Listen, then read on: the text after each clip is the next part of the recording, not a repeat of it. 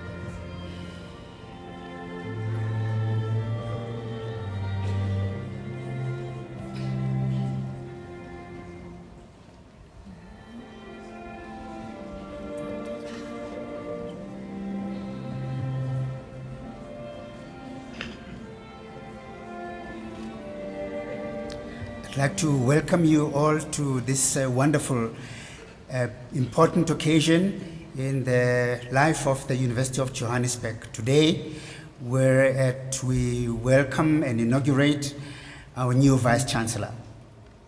And I'm sure you'll agree with me that the musical rendition was a hot and important beginning to these events.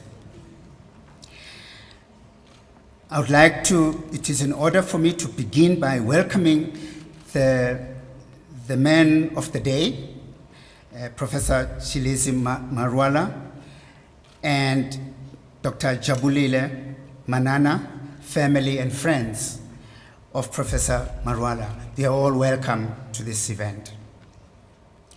I also have the pleasure and the honor to welcome several distinguished guests who have joined us this evening. Former President Thabo Mbeki, Honorable Minister of Higher Education and Training, Ms. Naledi Pandor, Honorable Minister of Transport, Dr. Blade Nzimande, Honorable Deputy Minister of Higher Education and Training, Mr. Budi Manamela, ANC Treasurer General, Mr. Paul Mashatile,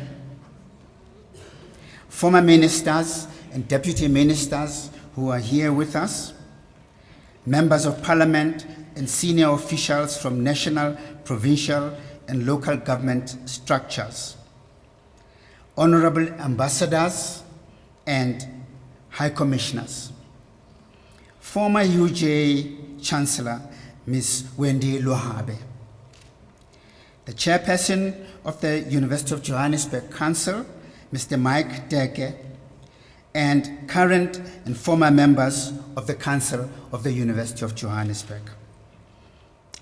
former Vice-Chancellor, Professor Ihron Rensburg, chancellors, chairs of councils, and vice-chancellors from other universities, the UJ Executive Leadership Group, members of Senate, and distinguished professors, UJ staff, students, and members of the convocation, partners from business and industry, schools, and friends of UJ, distinguished ladies, gentlemen, and gentlemen. Today we meet to celebrate a continuity of a great institution that has achieved so much in the last couple of years, and its achievements can be borne witness by many university ratings of different kinds in the world that show just how much progress the University of Johannesburg has made. Today, we are confident in coming together to welcome a new Vice-Chancellor, a new leader for the university who will consolidate, build, and take our university to further heights of achievement. We are delighted and proud to have you all with us today as we mark this important occasion. And with those words, I hope that you will enjoy this wonderful occasion, and that at the end of it, we will feel that we have been here to begin a new chapter in the life of the University of Johannesburg. Thank you very much.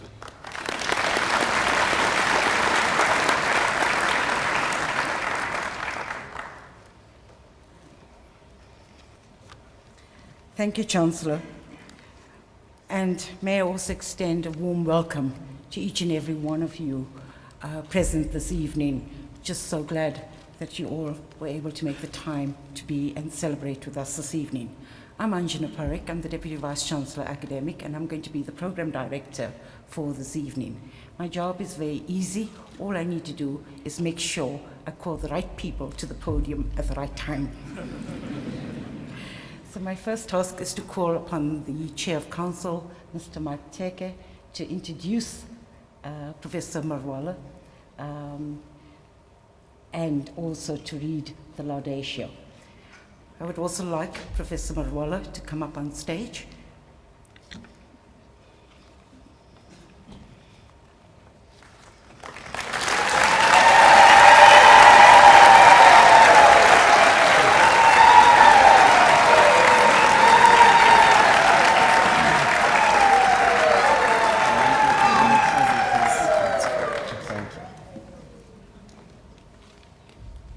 Good evening, ladies and gentlemen. Professor Tshildzi Marwala is the Vice-Chancellor and Principal of the University of Johannesburg as from the 1st of January 2018. From 2013 to 2017, he held the position of Deputy Vice-Chancellor for Research and Internationalization. And from 2009 to 2013, he was the Executive Dean of the Faculty of Engineering and the Built Environment, both at the University of Johannesburg. From 2003 to 2008, he progressively held the positions of Associate Professor, Professor, the Carl and Emily Fuchs Chair of Systems and Control Engineering, as well as the South African Research Chairs Initiative Chair of Systems Engineering at the Department of Electrical and Information Engineering at the University of Witwatersrand. From 2001 to 2003, he was the Executive Assistant to the Technical Director at South African Breweries. From 2000 to 2001, he was a postdoctoral research associate at the Imperial College, then University of London. Professor Marwala obtained a Bachelor of Science in Mechanical Engineering, magna cum laude, from Case Western Reserve University, USA in 1995, a Master of Mechanical Engineering from the University of Pretoria in 1997, and a PhD specializing in artificial intelligence and engineering from the University of Cambridge in 2000. Marwala completed the Advanced Management Program at Columbia University Business School in 2017 and completed a program for leadership development at Harvard Business School in 2007. Professor Marwala is a registered professional engineer, a fellow of the World Academy of Sciences, the Academy of Sciences of South Africa, the African Academy of Sciences, and the South African Academy of Engineering. He's a senior member of the Institute of Electrical and Electronics Engineers and a distinguished member of the Association for Computing Machinery. His research interests are multidisciplinary and include the theory and application of artificial intelligence to engineering, computer science, finance, social science, and medicine. He has an extensive track record in academic capacity development, having supervised 47 master's and 26 doctoral students to completion. Some of these students have proceeded with their doctoral and postdoctoral studies at leading universities such as Harvard, Oxford, Cambridge, British Columbia, Rutgers, Purdue, Chiba, and Waseda. Prof Marwala has published 11 books on artificial intelligence, one of which has been translated into Chinese. Over 280 papers in journals, proceedings, book chapters, and magazines, and he holds 3 international patents. He is an associate editor of the International Journal of System Science, Taylor and Francis Publishers, and has been a reviewer for more than 40 ISI journals. Professor Marwala has been a visiting scholar at Harvard University, University of California at Berkeley, Wilson College of the University of Cambridge, and Nanjing Tech University.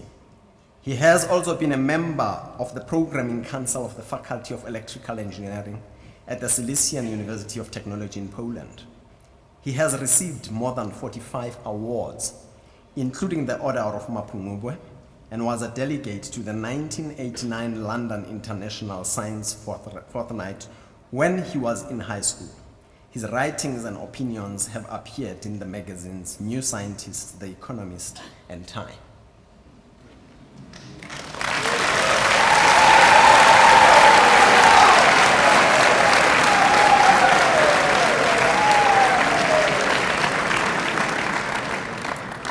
Ladies and gentlemen, I now call upon the Chancellor and the Chief Counsel to don the robe on Professor Marwala, which is an official academic part in recognition of the new Vice-Chancellor of the University. It's a very ceremonial role.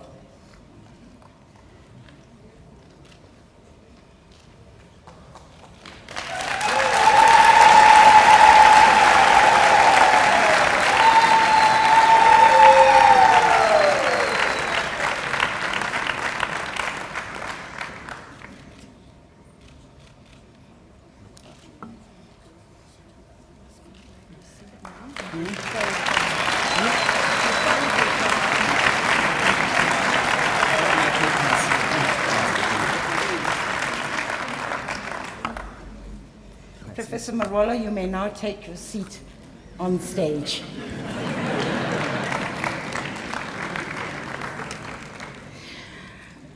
Ladies and gentlemen, in honor of this wonderful occasion, we've asked poet Mandi Vundla to recite a short piece from many of her poems. A little bit about Miss Vundla. She's a Soweto-born writer with a bloodline that runs through KZN. She's the co-editor of Home is Where the Mick Is, an international poetry anthology of performance poets reshaping the face of poetry post-1994. The undefeated two-time Word in Sound Poetry Slam champ has been working actively in the poetry scene for the past 8 years. Her writing is centered on her experience as a black woman born and raised in South Africa. She continues to travel the world, sharing her work and exploring the impact the ancient oral art has had on shaping young, developing voices. She is the founder of Soweto Poetry Workshops, built on the historical legacy of literature in the township, and lends voice to aspiring writers residing in the area. Ladies and gentlemen, Ms. Mandi.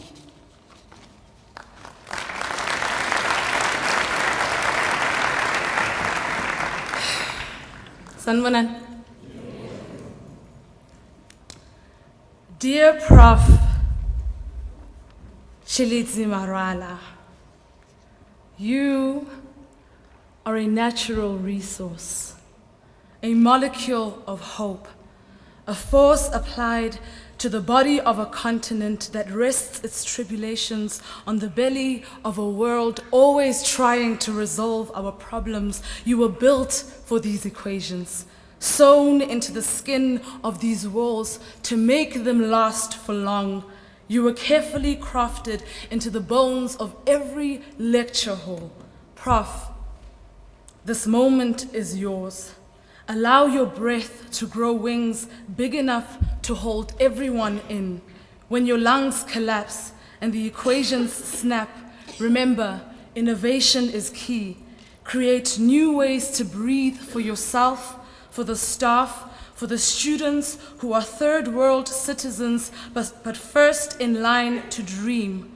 Water these seeds so some can grow into leadership, creating new technologies to stabilize our feet. I hope the fields in Venda grow greener for you today.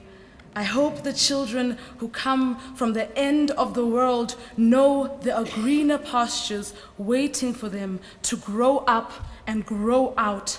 I hope you never stop stretching yourself.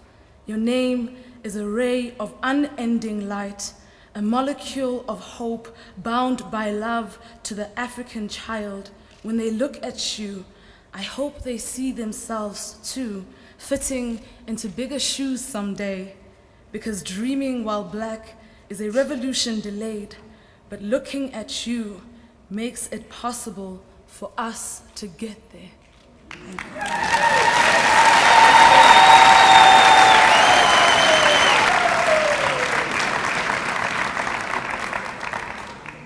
Thank you, Mandi, for those wonderful lines. I think you've captured Professor Marwala very aptly. And on that note, I'd like now to call the new Vice-Chancellor of the University of Johannesburg to deliver his inaugural address.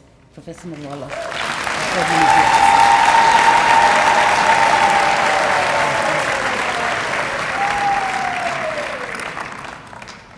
Sanibonani. Dumelang. Henda. Abusheni. Goeienacht.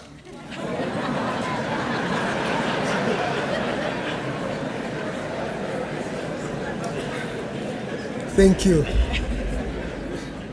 Ek het my meeste graad in Afrikaans gedoen.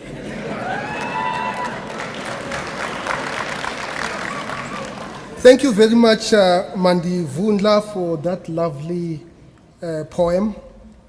Amongst us here we have Dr. Wally Sirote, who is also our honorary doctorate. The reason why I am singling him out is because when I was in matric, one of his poems, Johannesburg, my Johannesburg, was prescribed. And I think he foretold that I'm going to be at the University of Johannesburg.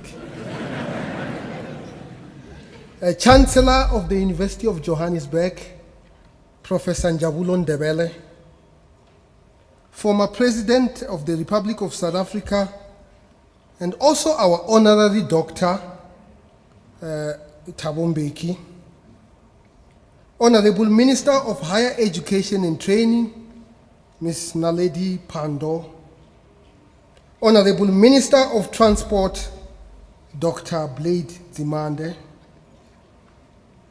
former ministers and deputy ministers, members of parliament and senior officials from national and provincial and local government structures, honorable ambassadors and high commissioners, former deputy prime minister of Zimbabwe, Professor Atham Tambara, former UJ Chancellor, Ms.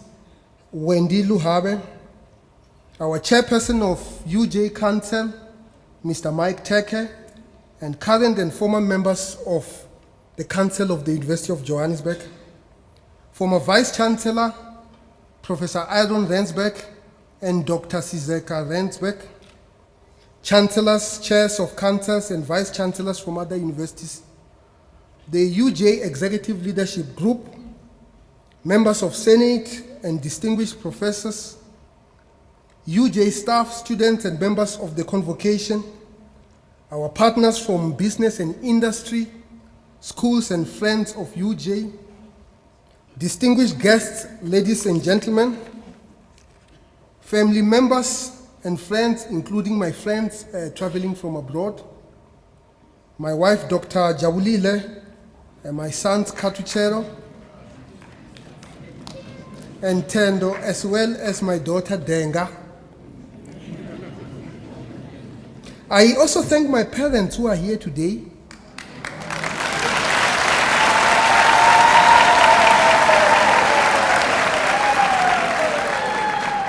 Boshawani and Katuchero Marwala. And by the way, my father was actually my mathematics teacher when I was in school.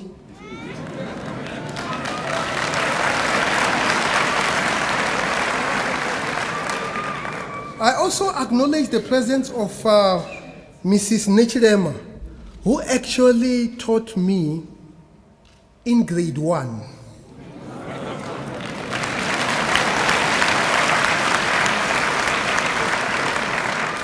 I also acknowledge the presence of my chief, Wamusanda Wuligege, and her delegation. My chief is a woman, not a man.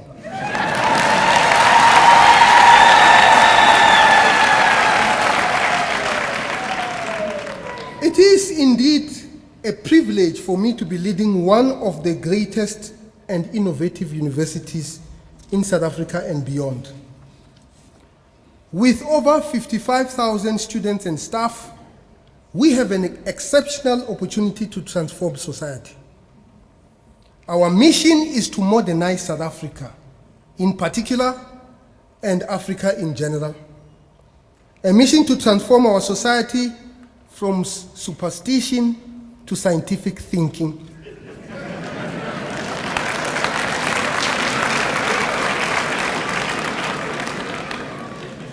A mission to infuse into our productive forces technology so that they can do more to usher a developmental state in the short term and a developed state in our lifetime. As Kenyan Nobel laureate Wangari Maathai said, there comes a time when humanity is called to shift to a new level of consciousness.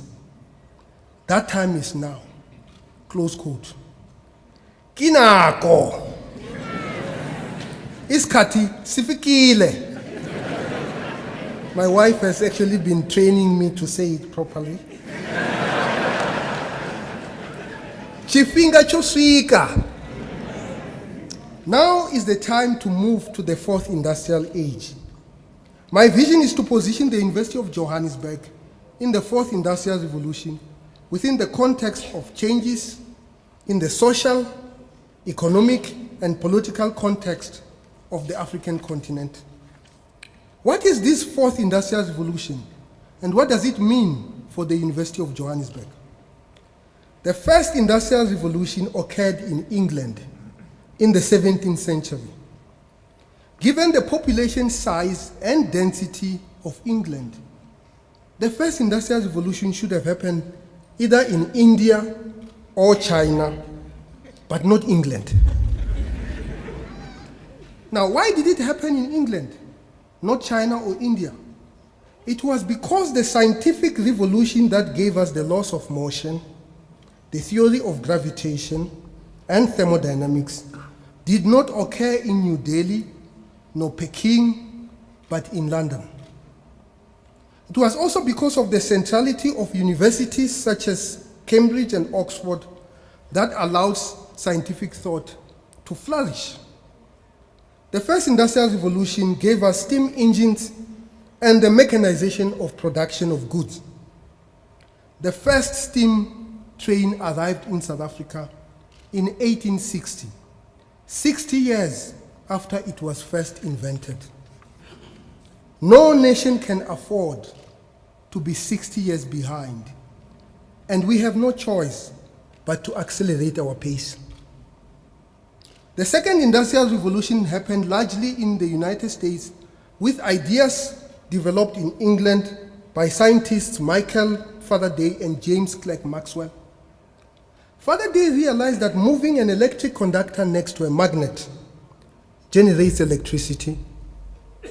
To this day, the majority of electricity in the world is generated by moving a conductor next to a magnet. Whether it is a coal-fired power station, Mr. Chairman, nuclear or hydro power stations, electricity is generated by moving a conductor next to a magnet.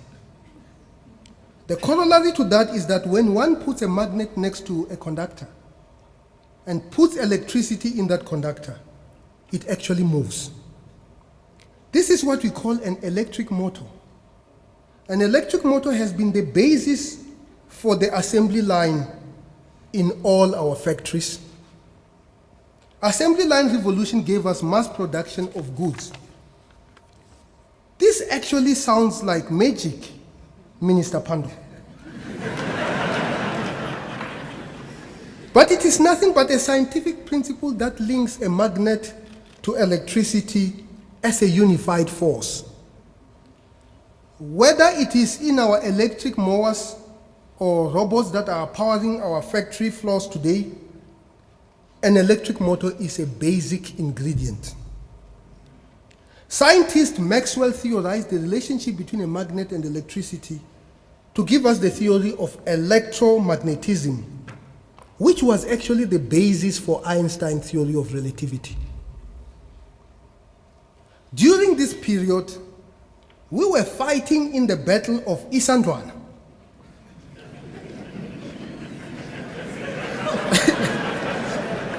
Dr. Blade Nzimande.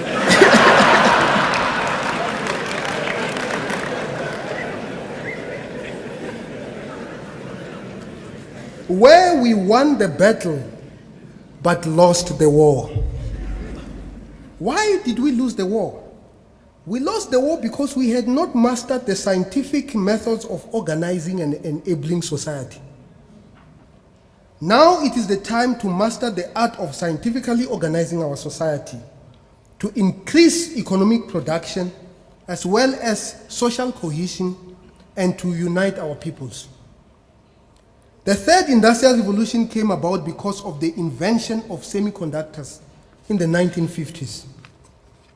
These are materials that conduct electricity under certain conditions.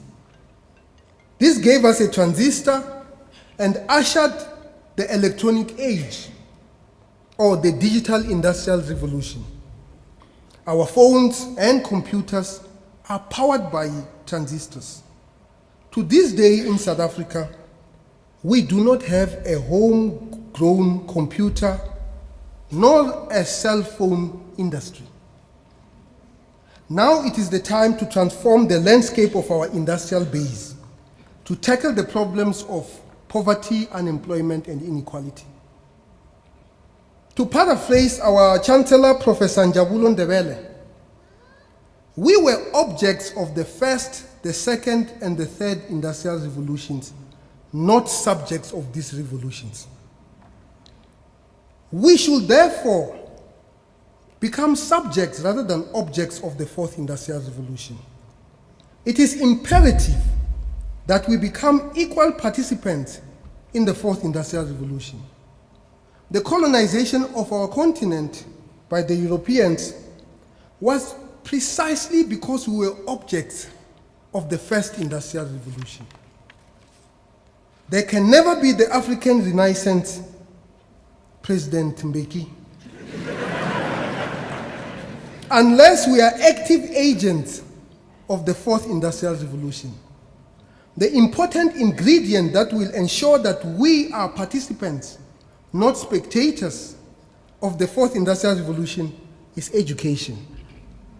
Education that is correlated to the demands of the fourth industrial age and that is grounded in the pan-African agenda.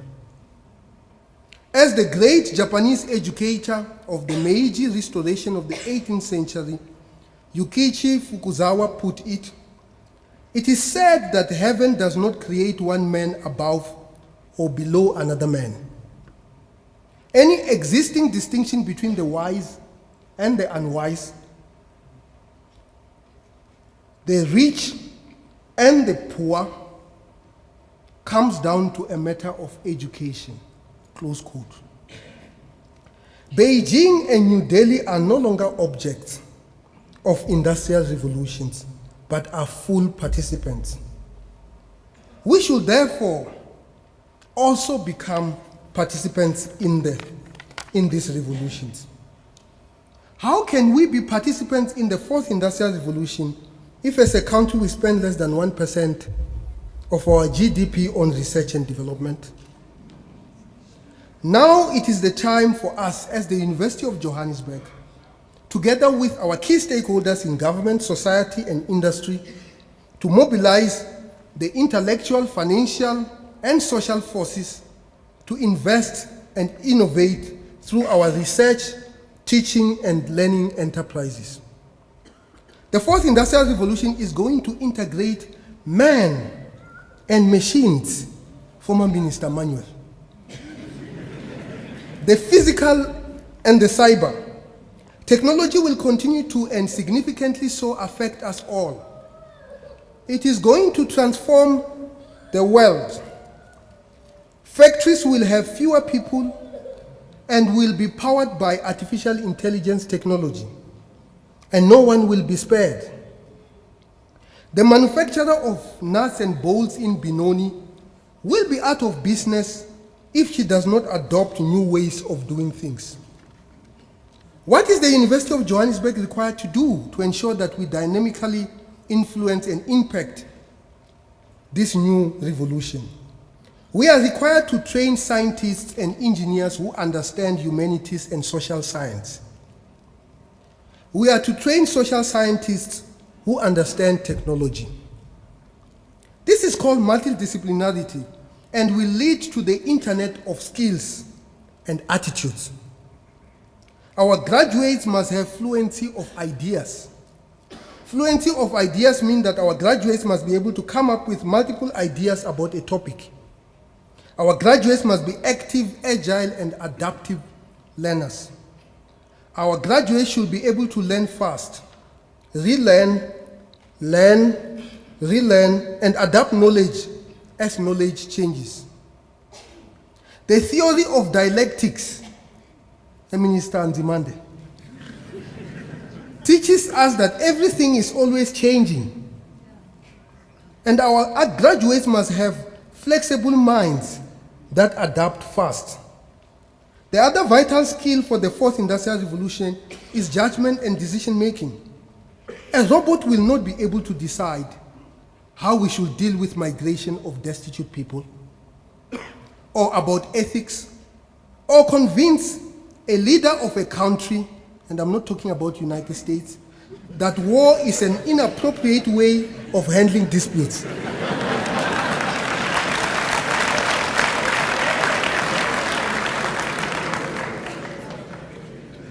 As Ben Okri, a Nigerian novelist, put it, the most authentic thing about us is our capacity to create, to overcome, to endure, to transform, to love, and to be greater than our suffering, close quote. Another vital skill in the fourth industrial revolution is originality. As we tackle the increasingly challenging problems of migration, urbanization, and climate change, originality will be key. Now it is the time to incorporate all these skills into our curricula. So going forward, deepening our research agenda will be paramount. Our research and innovation agenda should solve practical problems that are around us. For as I have often said, knowledge only becomes education when it identifies a purpose in society and fulfills that purpose. As we deepen the originality of our research agenda, we should be guided by what the great Chinese modernizer Deng Xiaoping stated when he said that we should, and I quote, seek truth from facts, close quote, in the transformation of the African continent. We should create open spaces where the culture of asking questions becomes our institutional culture. As Albert Einstein often said, the measure of how clever you are is by asking more questions than you can give answers, close quote. We should infuse into our research agenda an African ethos.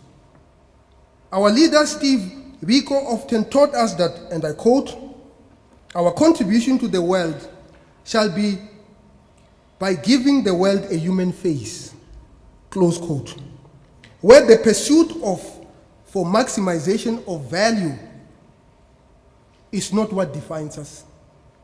What defines us should be the pursuit for that which is good and just. As the fourth industrial revolution is a catalyst that will transform society, its inclusion into the curricula is therefore required. We should increase the graduation rates of our students by lifting the standards, not by dropping them.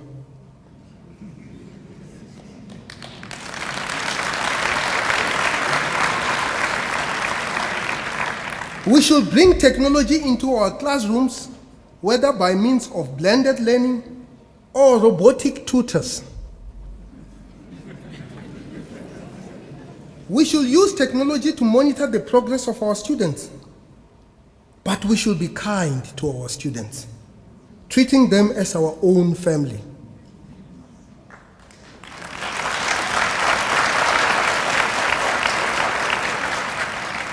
We should increase the qualification levels of our staff and achieve over 80% of our staff with PhDs by the year 2025.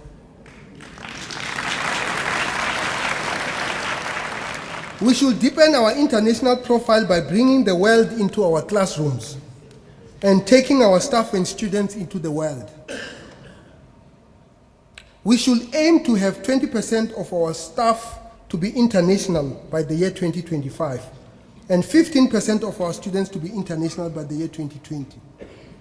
Those who will thrive in the fourth industrial age will have to understand the world, and the University of Johannesburg should therefore be at the forefront of laying down a foundation for the university of the 22nd century. We should create a conducive environment for our staff and students to master the tools of the fourth industrial revolution. Our campuses should be safe spaces for generating new and very often provocative ideas. Professor Alexander. Spaces around our campuses should facilitate learning. UJ will master the fourth industrial revolution only if we invest in our implementation capacity and infrastructure. Our approach should facilitate open engagements. It should facilitate blended learning where technology is the integral part of our teaching and learning.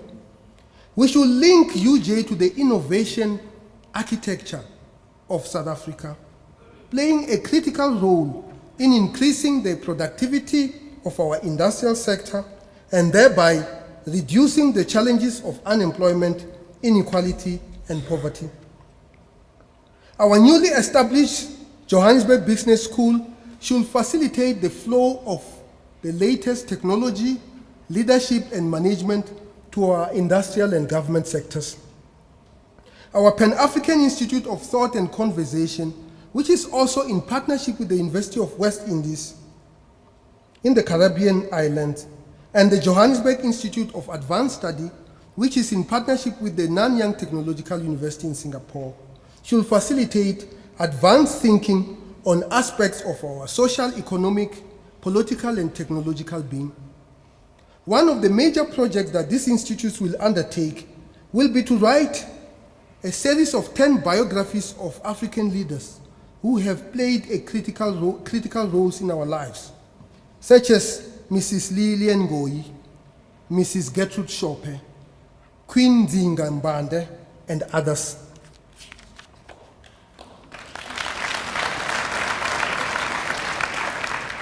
Our Institute for Intelligent Systems will play a central role in deepening our advances into the fourth industrial age. Now is the time. Kinako. I therefore call all our stakeholders in society, industry, government, domestic and international, as well as our alumni, staff, and students to join me in this great initiative of taking our university into the fourth industrial age and into the 22nd century. Let us jointly mobilize our intellectual and physical resources to facilitate success in this great initiative. Kinako, chipinga choswika, kialiwa, nyabonga, baya danki, nakenza, ndiabulela. Thank you very much.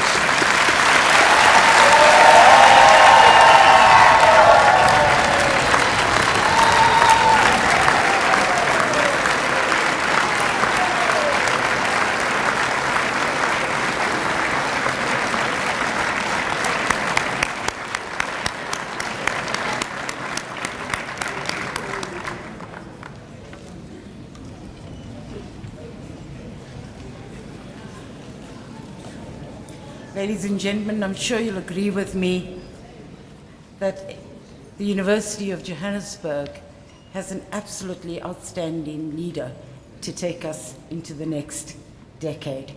He's a truly inspiration, but what's great about him is that not only he's an inspirational leader, but he himself has led well. He's an intellectual giant, and I know that the university is fully behind him and his vision. He's going to exhaust us, but, but we are fully behind him. I want to share, if Prof Marwala doesn't mind, this wonderful little story that he told us. As part of his, when he took office on the 1st of January, one of the first things that he did was to make sure that our SRC had exposure to the international world. And he sent them, about 9 of them, to China, and just to understand the Chinese culture and understand what it means to be a global citizen. And when they came back, he said, they told him wonderful things about their journey to China, but he was most horrified when he saw a photograph of them at a dinner table. They were all eating with knives and fork. And he says, when in China, you do as the Chinese do. You eat with chopsticks. And I think that that's the kind of lesson that we will take with us as we go forward. Ladies and gentlemen, the next part of the proceedings is a few congratulatory messages, and I'm now going to call upon the SRC President, Mr. Cliffort, Phetla, to say a few words.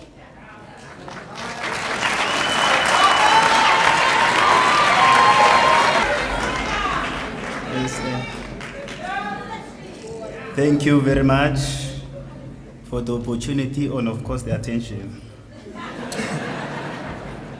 Yeah, this is one of the most best opportunities that I've ever had in my life. My first point actually is just to congratulate you, Prof. I'm congratulating you on 3 things, main things that you've achieved and that speak directly to us as students. When you look at your academic track record, I'm going to be dealing. You were very clear, actually you are not just going to be the Vice-Chancellor and Principal to us. You are also going to be an inspiration, a goal. I can tell you and I can assure you that most of the students now, the discussions that we are having, they are always saying that Prof managed to do this thing. It means that thing is possible.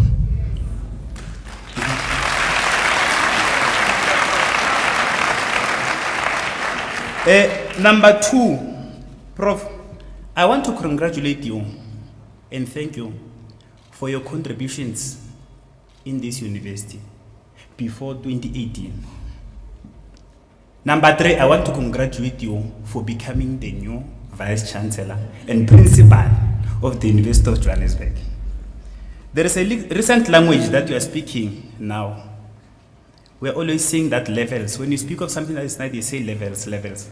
I can tell you the University of Johannesburg is in the levels now.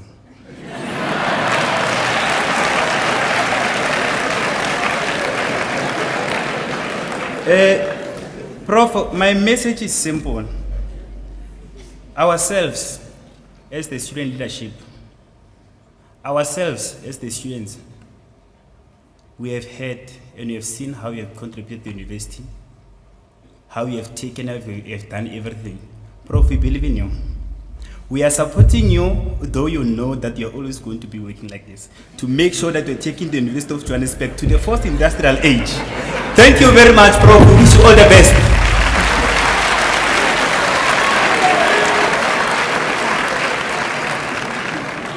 Our next word of congratulation is from a representative of the union and the support staff, Mr. Logic, Modibedi. When the University Council announced the transitional plan leading to the departure of the then Vice-Chancellor, Prof Ihron Rensburg, as workers we converged to discuss who can be fit to succeed him, and it was our considered view that we need an administrator who will continue to transform the university into a leading, accessible and inclusive South African, continental and international university. But ironically though, Professor Rensburg, we did not want someone who has got the same pedigree as yourself, because we did not want stagnation in the University of Johannesburg. We wanted someone who will continue with the transformation project that we will have started. Of course, we come from the era in which our institution was unwary of the new dawn of transformation and democratic African leadership, due to some of its administrators who were not prepared to engage in order to solve many difficulties which we faced within the university community. Professor Marwala, it should be under your leadership that your vision of the 4th Industrial Revolution should lead to the culture of decent work, not to retrenchments. It should also inculcate the ethos of people's education for people's power, which must result in a growth of a new generation of scholars with due attention to, amongst others, equity in terms of gender, equity in terms of people who live with disabilities, and race. You should be able to take proactive, decisive, and deliberate actions to minimize the loss of crucial academics and academic leadership skills, and to give stimulus to the transformation of the academic staff profile and also support services in terms of people with disability and race and gender. We are happy that the university's student success rate has climbed to a point whereby we graduate more than 13,000 students annually, and majority of those are black, and half of them being from the first generation. And Professor Marwala, no fourth industrial revolution should reverse those gains. There are many issues which have not been fully achieved. There are many issues which have not been achieved by your predecessor, but we of course want you as the new Vice-Chancellor to, among others, to contribute to the eradication of social ills that still beset our university community. One of those being the issues which are faced by majority of our low-ranking staff members who still live in abject poverty and are underpaid. Incidents of racism which continue to occur in our institution, the deep-seated inequalities across gender, race, and sexual orientation, the negative impact of staff turnover on the nature and character of the development of our institution. And in conclusion, we want to congratulate the University Council for having undertaken an honest and transparent recruitment process which was open to all staff members, all stakeholders, and we want to congratulate you, Professor Tshilidzi Marwala, on your new role as the Vice-Chancellor, and wish you all the best through your term. We hope that you will steer us to the greater heights. Thank you very much.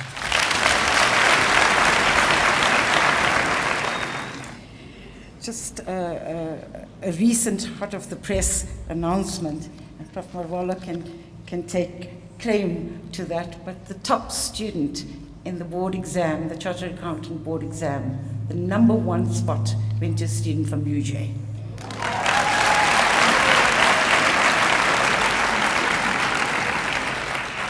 And I call upon Ms. Tshildzi Marwala to speak on behalf of Convocation. Professor Marwala, congratulations again in order. J.F. Kennedy, in his inaugural address in 1961, inspired the American people, children, adults, and the greater globe to see the importance of civic action and public service. His famous words were, "Ask not what your country can do for you, ask what you can do for your country." This challenged not only the American people, but challenged the globe in terms of us ensuring that we serve in these institutions, not because the institutions are doing us a favor, but because we have a responsibility. We, as the Convocation, today recommit ourselves to this great institution as the UJ Convocation. We are here today not only to celebrate with you, but in the words that are always used by Professor Rensburg, it's to serve with you and to serve you, whilst challenging you in areas where we need to challenge you, but also contributing to the greater good of the university. This inauguration is happening at a time when we're asked as UJ community to rethink and reimagine a future we want. A future we want not only for UJ, but a future we want for our country. We therefore rededicate ourselves to contribute to the continued creation of a university with a global stature, but also relevant in our context and our continent. This we recommit as UJ Convocation. We recommit for the greater good of the community of our students, past, present, and the future students who have and will leave this university as leaders and professionals to serve their communities in the business world and in the public sector. The academics who are engaged in the teaching of our student community, current and future generations, continue to inspire our future leaders. Leaders of our country will join the forces of change to create a better life for all South Africans and to engage in the reconstruction of Project South Africa, because President Mbeki, much as the work has started, we haven't completed the work. There's a lot of work that still needs to be done in terms of ensuring that Project South Africa actually happens. A huge congratulations and blessings to our Vice-Chancellor. Congratulations.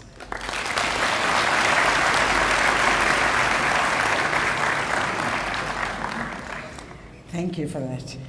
I now call upon Professor Modiba Maropeng to speak in and congratulate on behalf of Senate.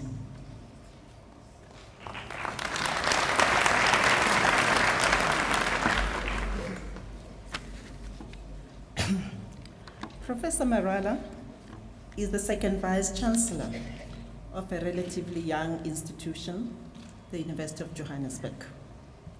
An excellent caliber of candidates applied and were interviewed for the post, and with his views in particular on the fourth industrial revolution, he demonstrated that he is at the cutting edge of knowledge development and a leader who will build on UJ's current strengths and grow it to become more successful nationally, internationally, mindful that its destiny is inseparable from the development of the continent. Professor Marwala has outstanding academic accomplishments, depth of requisite knowledge, strong and effective leadership experience, and replete with vision. Tshilidzi, I am delighted that you have been appointed, and it is a special honor and privilege for me to congratulate you on this splendid achievement. Since we cannot think of the Vice-Chancellorship in isolation to the role of chancellors in the Roman courts of justice, under your leadership, let UJ continue to be the conscience of society. You are doubtless aware of the needs and expectations of students and parents, staff, and the wider community served by the university. Make this transparently clear to all as you perform the functions of the office and work to extend and fulfill the challenge. As Vice-Chancellor, your success will be measured by how well you ensure that the vision of the university is carried through. Your predecessor, Professor Rensburg, did just that, bringing UJ to where it is today. To paraphrase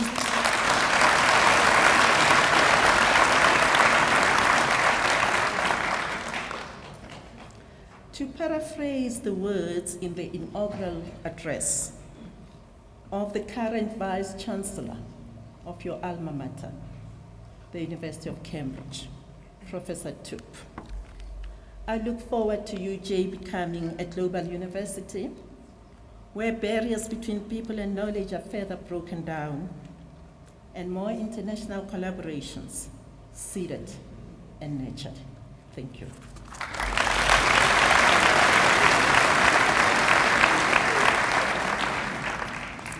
Our next speaker is Mr. Matekhe, the Chair of Council.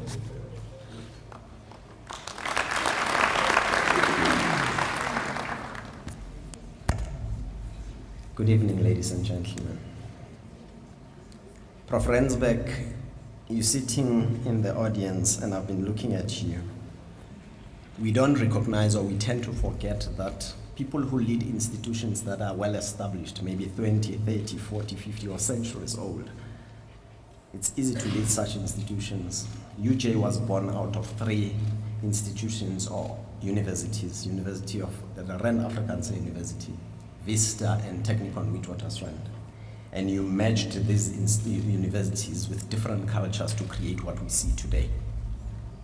I am proud to stand here and be the chairman of council and be part of council or part of this family called the University of Johannesburg. Thank you, Prof Rensburg.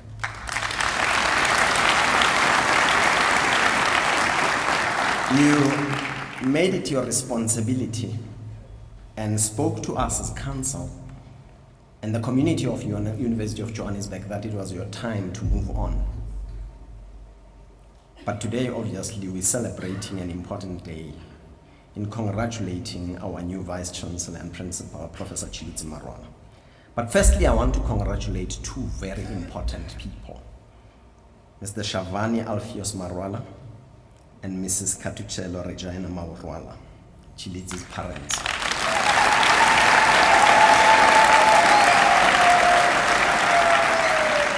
You gave us a great citizen, you gave us a great son, and you gave us a great leader.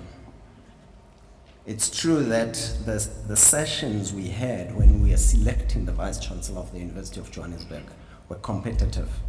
We had great candidates, a lot of professors, a lot of competent leaders were keen to take over and run this institution. And we went through a proper selection process. And you emerged, Professor Marwala, better than the best. I know that on my best day, I'd like to be like you. And often, Prof Marwala, when I read pieces of paper reflecting on the recruitment process, I thought of you as an outlier. I'm sure you've read Malcolm Gladwell about outliers. And I am convinced that you are an outlier. But you see, when I stand here, ladies and gentlemen, I've been looking at this room and I was saying it would have been great had we had 10-year-olds up to 18-year-olds coming to grace such an occasion. Why? Because our children should learn that these things don't come from overseas only. We have our own Tshilidzis here.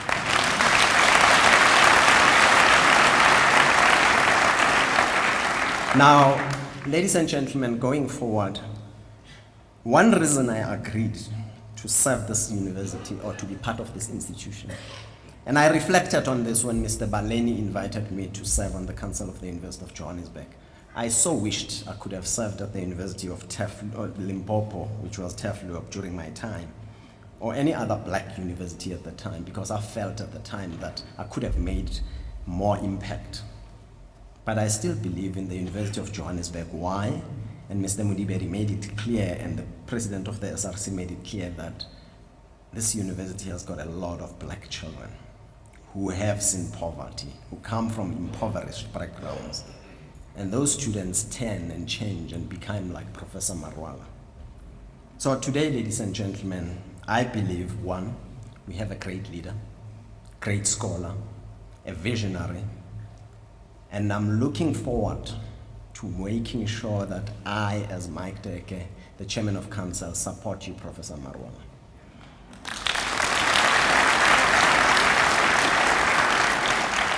I'm going to sit down and leave you with the words that when you look at Jim Collins, they call him a student of companies. He talks about Built to Last, a book he co-authored with somebody. And Professor Rensburg probably contributed in creating an institution like that. But then there is another book he wrote. He talks about how the mighty fall. And we'll make sure that we don't become complacent and fail this institution. You, Professor Marwala, you're going to make this university, take it from good to great.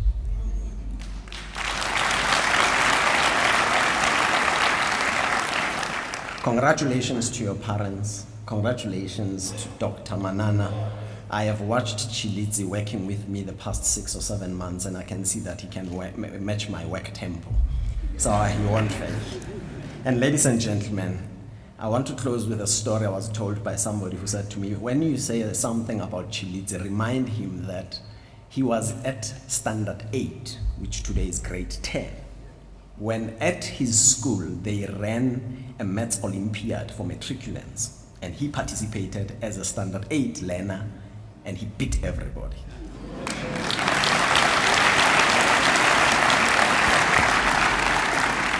Tshilidzi, congratulations. Thank you.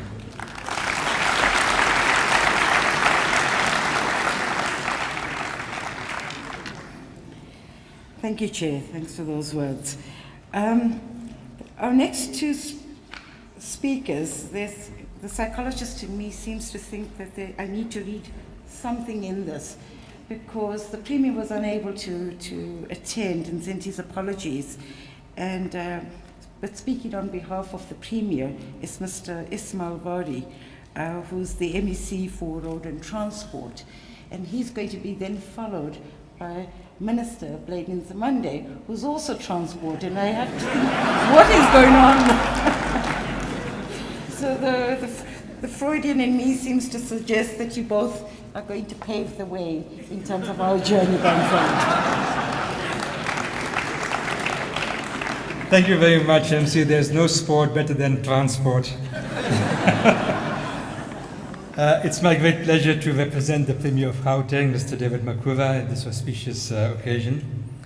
It is an absolute honor and privilege to join many in the academia and in our society at large in conveying the Premier's and the Gauteng Provincial Government's best wishes to Professor Marwala, who has now ascended to the very prestigious position of being the second Vice-Chancellor and Principal of UJ. Professor Marwala takes over the stewardship of one of our country's and our continent's leading universities, with a global stature anchored on consistent excellence in teaching, research and innovation, internationalization, public scholarship, and community engagement. All of this points to the reality that this university is a national asset that Professor Marwala and his team are leading. This places a huge responsibility on the Vice-Chancellor and the team to steer this massive vessel to long-term sustainability and further progress. We have no doubt that Professor Marwala, a relatively young man with extraordinary capabilities, will succeed in this otherwise daunting task. Our Premier has interacted with Professor Marwala and can attest to his intellectual capabilities, his insightful perspectives, his internationalist outlook, his sharpness of mind, and his progressive views. Prof, we wish you well in your new responsibility, and we know that you will make us proud. On a lighter note, the Premier has asked me to say and to let you know that a number of members of his advisory staff were students at this university, and they are here today.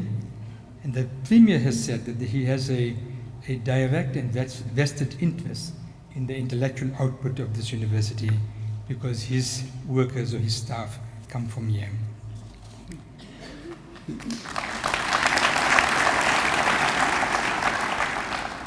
Last year, our government signed a memorandum of understanding with all Gauteng-based institutions of higher learning, including UJ. And this MOU focused primarily on collaboration in areas of innovation, as well as research and development in support of our government's program for radical transformation, modernization, and reindustrialization. Ultimately, our goal, working with our universities, is to build a globally competitive Gauteng city region that is seamlessly integrated, socially cohesive, and economically inclusive. We desire to develop a leading economy on the African continent that is at the cutting edge of the fourth industrial revolution, with smart, innovative, technology-driven, knowledge-intensive firms and industries of the future. And we also hope that this university can contribute towards developing a healthy, skilled, active and productive citizenry and a clean, accountable and corruption-free government. Under your capable leadership, Prof, we hope to derive maximum benefit from our MOU with UJ to the benefit of our people in our province. We have also a structured partnership with this university, the University of Witwatersrand and Selga, in the running of the Gauteng City Region Observatory, which is helping us to analyze mega trends in our province and to benchmark them with developments in other city regions across the globe. Already we are working with this university and the Gauteng City Region Observatory on the important task of responding to what might become a water challenge or water crisis in our province in the near future. Last week, the Premier hosted a special forum on with the mayors of our province to begin to look at the challenges of water shortages and drought in our country. And in July this year, we will be hosting the Gauteng Water Summit, and we are inviting this university, its academics, to make a lasting and important contribution to this particular development.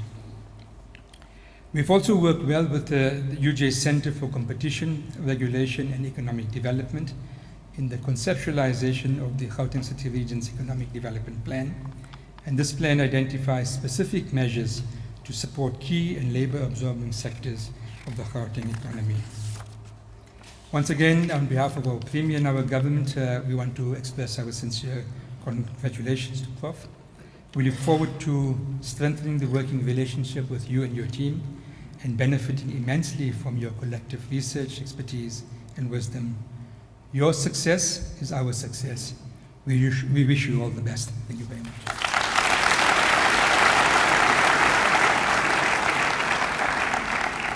Thank you. Thank you, MEC. I now call upon the Honourable Minister, Dr. Bladin Zamande, who says that his address tonight is also a bit of a swan song, since he was our former Minister of Higher Education and Training, but now Minister of Transport.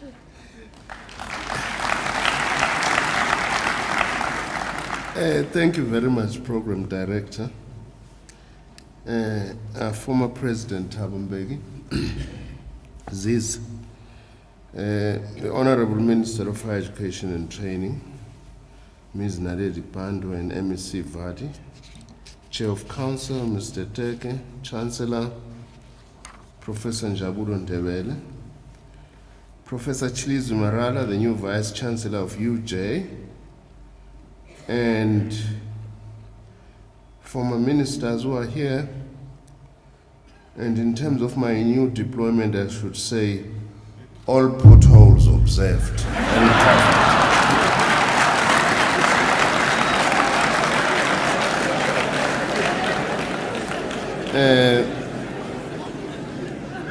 Minister Pandor is going to speak on behalf of all of us, and I can assure you, Minister Pandor, this is my closeout of my sins that I had as Minister of Higher Education and Training. Largely because the last mile of Professor Marwala moving on to this position, I was Minister of Higher Education, although I want to assure you I had absolutely nothing to do with his appointment. It was because of his own capabilities. I really want to say to Professor Marwala, we are very proud of you, and congratulations, and you really deserve. Yes. I also want to join you, by the way, when you say that as society we must move away from superstition to science or scientific outlook and analysis. Although I pity you because you're going to have a very difficult task. I happen to belong to an organization called the South African Communist Party. They pride themselves of being scientific. Even in their song, the Internationale, there is a line which says, "Never more tradition chain shall bind us." But they are the biggest slaves of these traditional chains. We want to say to you, as we mark the centenary of our great leader, Comrade Nelson Mandela, we have all the confidence in you that you will take UJ to new heights. And also, of course, appreciating the contribution made by Professor Rensburg in turning this institution into, in fact, what today is the most popular university in our country. Everybody wants to go to UJ.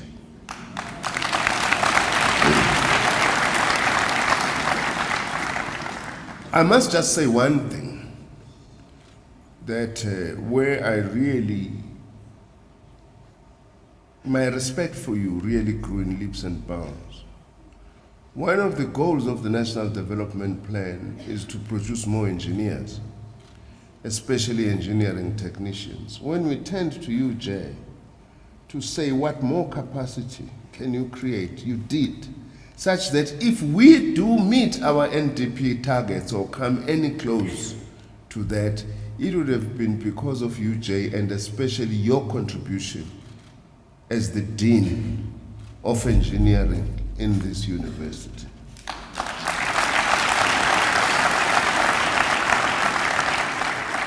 Now, if I were to get a chance to do a postdoctoral, in the apartheid days, former President Mbeki, we didn't know anything about these things, you know, that there was something called a postdoc. But if I were to do a postdoc, I always asked, I saw Comrade Joel Nechitenze is here, that I would test a hypothesis of mine whether there isn't any relationship between the Tshivenda language and mathematical capacity.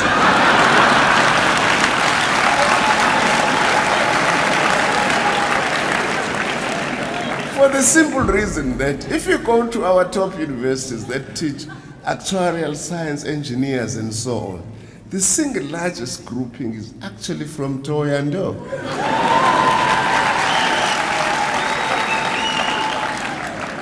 Which then, the former minister Sidney Mufamadi would be very pleased that at least Tshivenda and Venda people are given much better recognition. Because he always says when he was arrested in the 1980s, the headlines were, a man and a Venda have been arrested by the security police.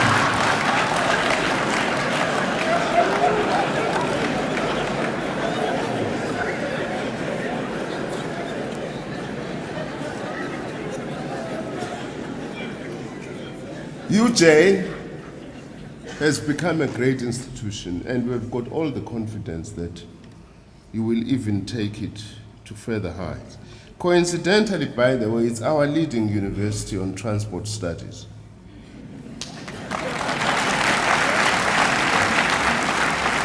Continue to build on that, and also, as we say, congratulations, we must also say to everybody who's here, it's Easter weekend, arrive alive.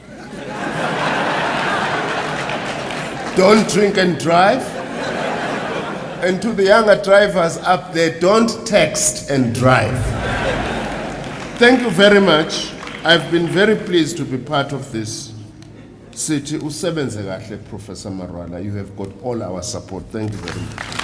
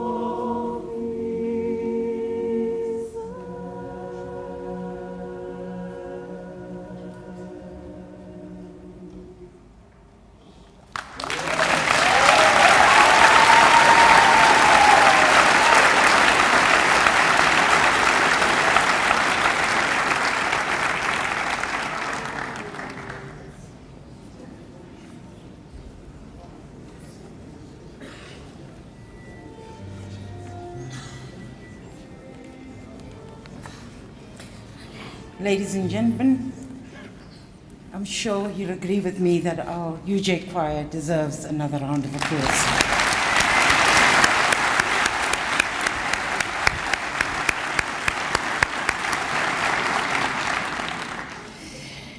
I'd now like to call upon our Minister of Higher Education and Training, the Honourable Ms. Naledi Pandor, to the podium to deliver her message of congratulations. Minister, before you take the podium, I just want to say one thing, and maybe speaking out of turn. But after having heard Prof Marwala's inspirational speech on the 4th Industrial Revolution, I think it's time science and technology merged with higher education. And that you remain the minister.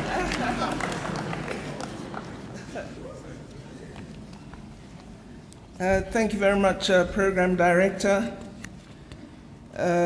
President Ramaphosa welcomes submissions. He says it's part of Tumamina.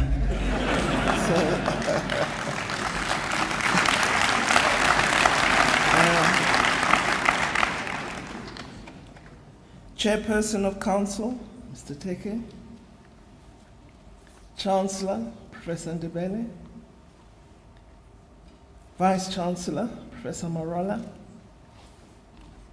members of Council, members of Senate, academic colleagues, students, distinguished guests, ladies and gentlemen. It's an honor and pleasure for me to have the opportunity to address this wonderfully auspicious gathering. I feel rather sorry for Professor Marwala because the Vice-Chancellor can do no wrong. He has in his midst an excellent former President of South Africa, Mr. Mbeki. He has in his midst an excellent former Minister of Finance, former Minister Trevor Manuel. He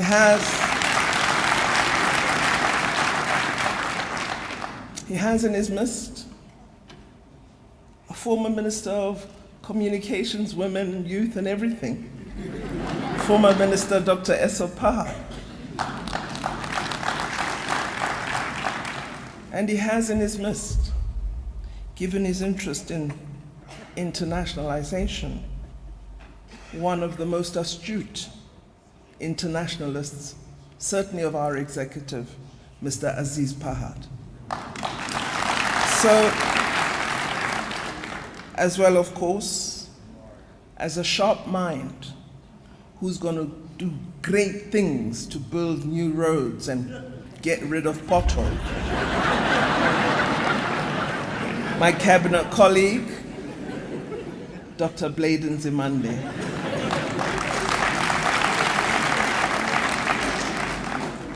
Who I'm absolutely certain is going to kill state capture in that sector and get rid of corruption.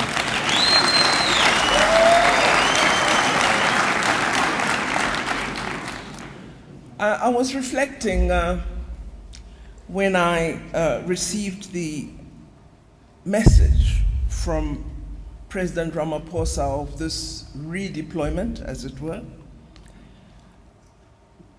why it happened to me. And you know, when our presidents speak to us, when they make these appointments, you want to ask them these questions, but you make rather silly, inane remarks because you're a little disturbed and shocked. I did pose the question. Unfortunately, I didn't get the answer, so I had to begin working it out for myself. And when I received the invitation to be here, Professor Rensburg, the answer struck me. I was here when Professor Rensburg was inaugurated, and the fates want me to be here as Minister of Higher Education when Professor Marwala is inaugurated. And so it lies with the gods and not the presidents at all. I'd like to begin by expressing my grateful thanks to the university, community, and congratulations, particularly as I begin, to Professor Ihron Rensburg, the former Vice-Chancellor, for the sterling work he has done in leading the University of Johannesburg to its current position of strength in teaching and research.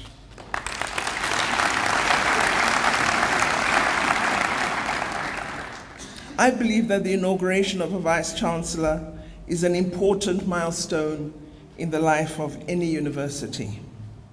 And I can tell you, I'll only wear this heavy gown and sit in front of those very hot lights when it's the inauguration of a Vice-Chancellor, no other time. Professor Marwala, the university and South Africa are privileged that you have agreed to take up the position of Vice-Chancellor. Ke batla go bolella gore baagi ba naga ya rona ba go tlotla. Re itumetse thata tsatsi eno. Ra go tlotla. Stilo se ke sa gago. Re kopa gore o se tshware ka matla otlhe. Re go tshepile. Baagi ba rona ba go tshepa. Bana ba rona ba go tshepa. Se re se bonang hela ke letsatsi le lentle. Re itumetse.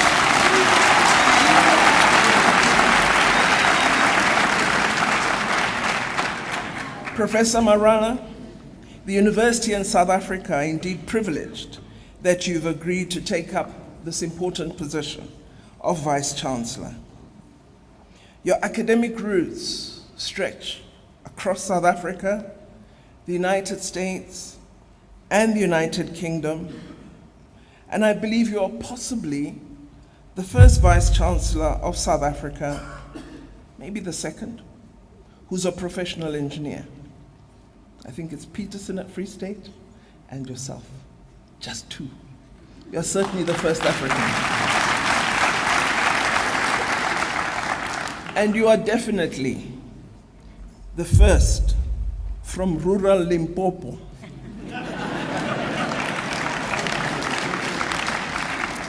to head a university in the heart of cosmopolitan Johannesburg.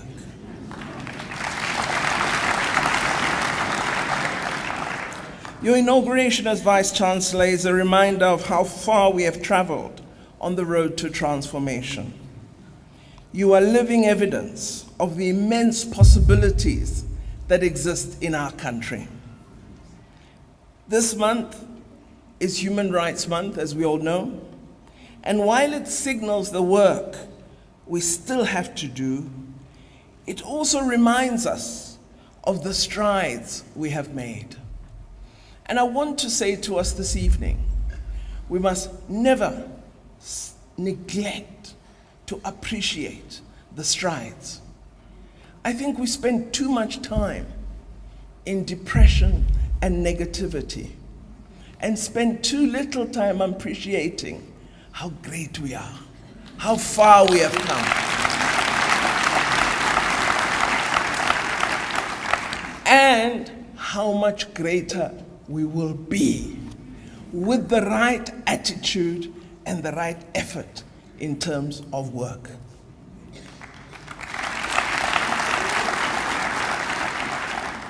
Of course, Vice-Chancellor Marwala, I forgot to also say, you have a former Deputy Prime Minister here, Professor Mutambara. I think I saw him in the audience. You are indeed in trouble with such an audience.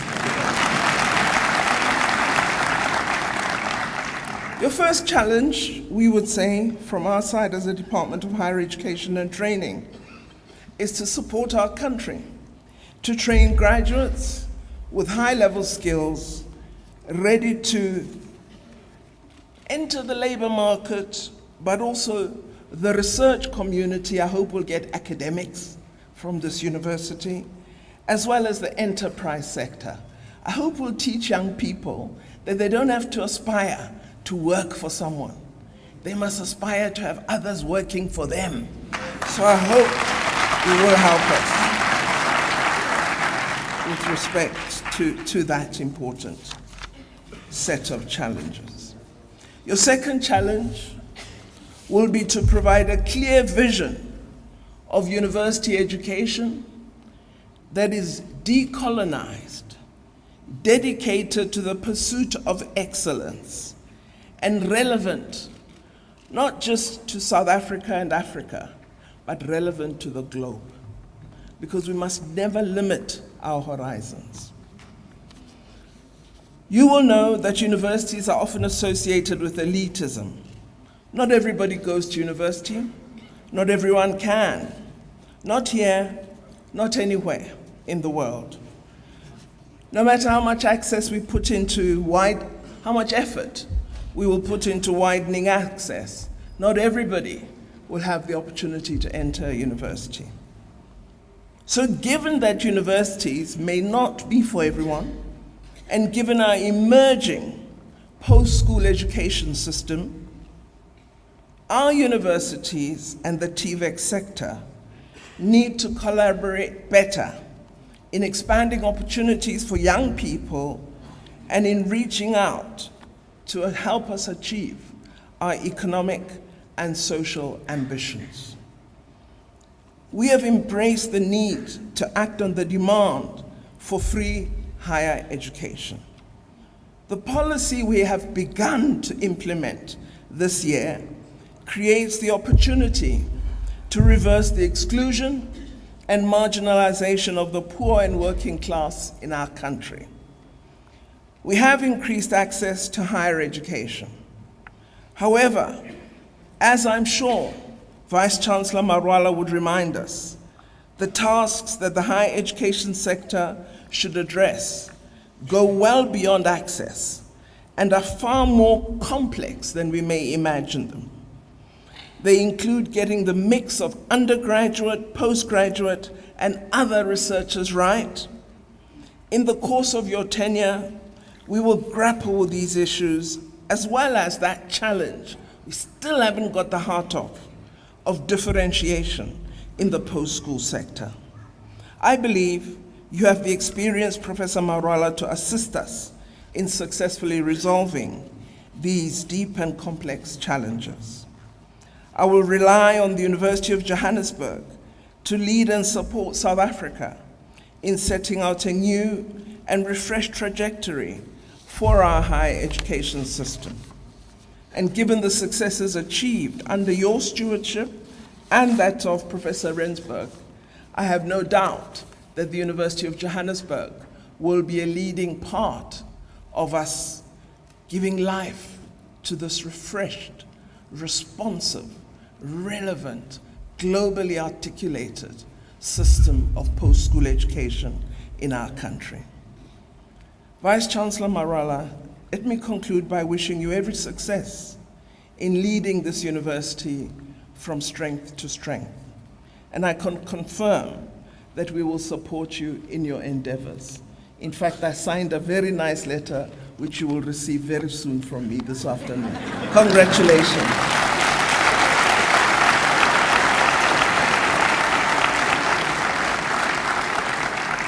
Ladies and gentlemen, we've come to the end of the event.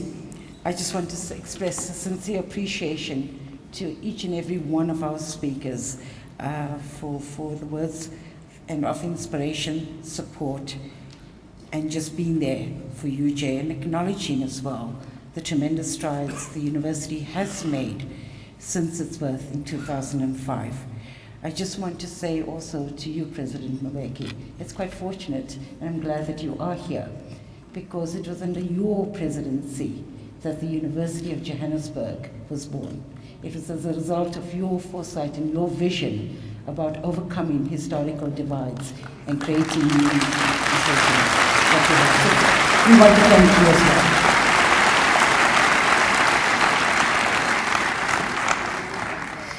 I now call upon the Chancellor to say a few words and then to close the proceedings.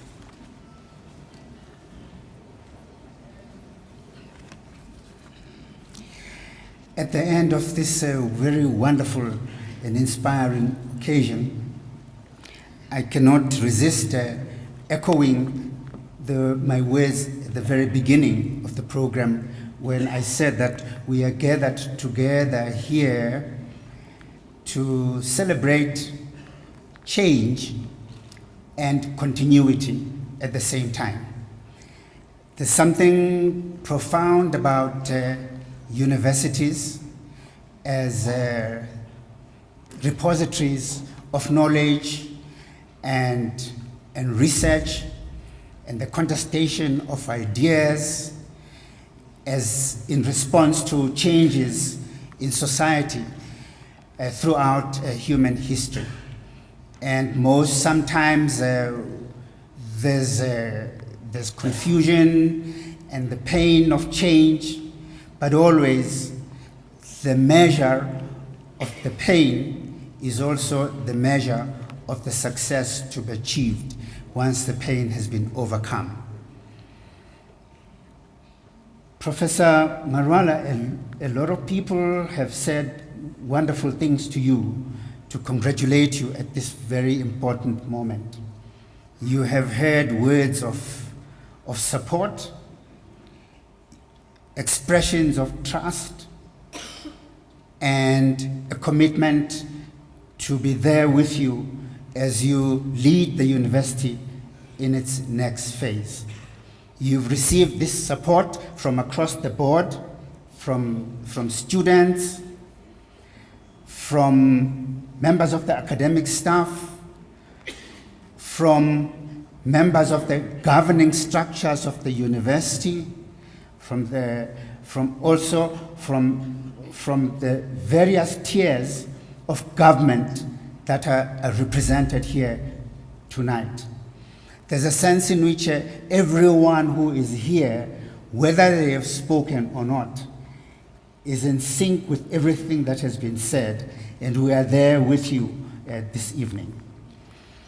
I can't tap Minister Pandor. I need to thank you for the wisdom that you have shared. When you said that you came here in the final analysis by some kind of a divine intervention of God, it struck me that I believe that the divine interventions of God and a scientific culture that we're talking about can exist quite well in society. And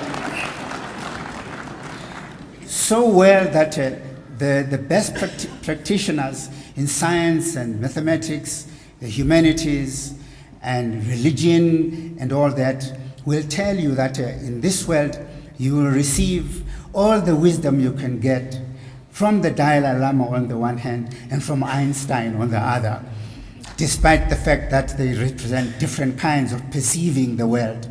But the depth of wisdom can emerge from everywhere.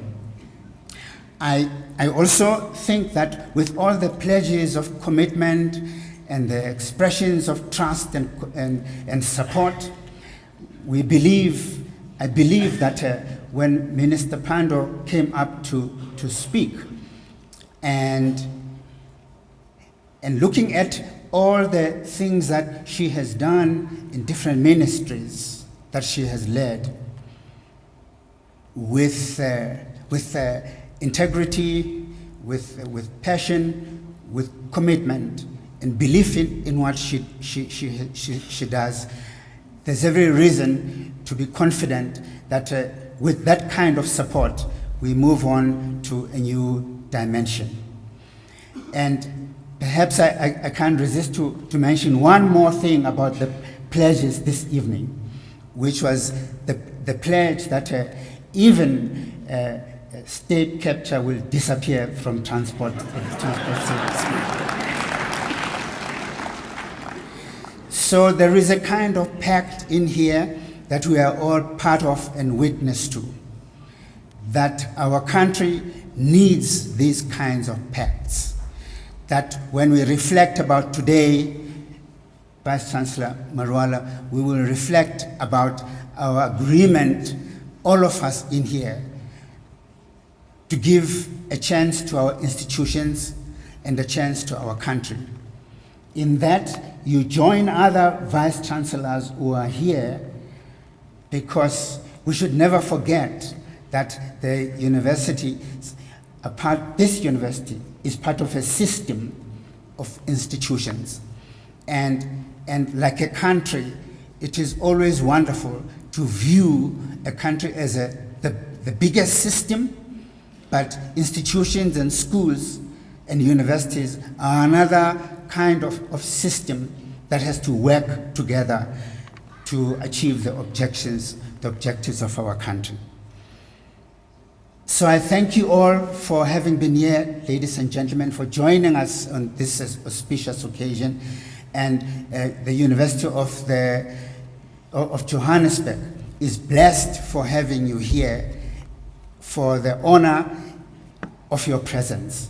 We are truly thankful indeed. You are now requested to stand for the singing of the national anthem, the words of which can be found on the last page of the program. Ek versoek u nou om te staan vir die sang van die volkslied waaraan die woorde agter in die program verskyn.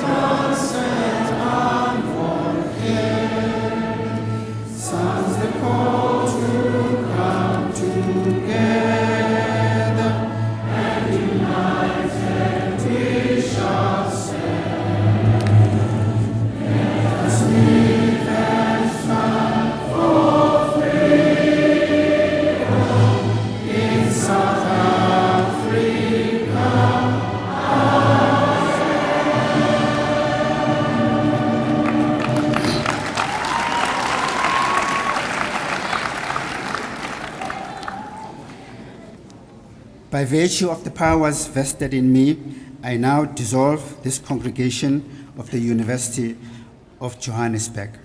E le ge ke hlompha maatla ao ge filweng go ona, bjale ke phatlalatsa phuthego ya University ya Johannesburg.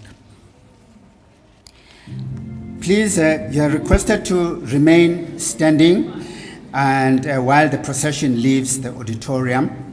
And you are also thereafter, please join us for the festivities in the marquee located next to the Student Center. Thank you so much.